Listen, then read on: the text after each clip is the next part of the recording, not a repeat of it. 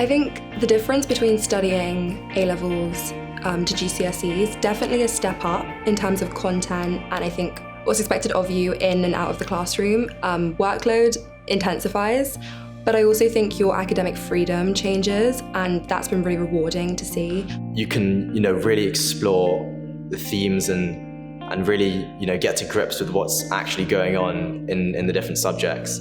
Because you're choosing the subject that you love to do, it's an exciting challenge. I think they definitely, entice you in the first term with topics that everyone loves to get the classes, talking to each other.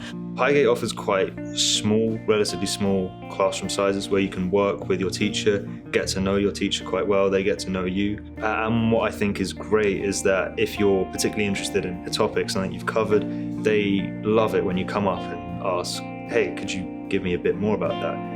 Is there any reading I could do? Is there a problem? Sometimes a YouTube video about a certain topic, and they're delighted. It really does prepare you for uni. I think it helps with personal statements as well, and ultimately it's very enjoyable when you're talking to somebody that's equally as passionate, has studied it, has such a breadth of knowledge, and is ready and willing to have a really interesting conversation with you.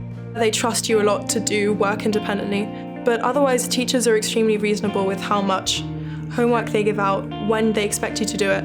If really you keep an open line of communication with your teachers about, let's say rehearsals ran late last night, I didn't get to do my homework, I think that at A-level, teachers really get what you're going through.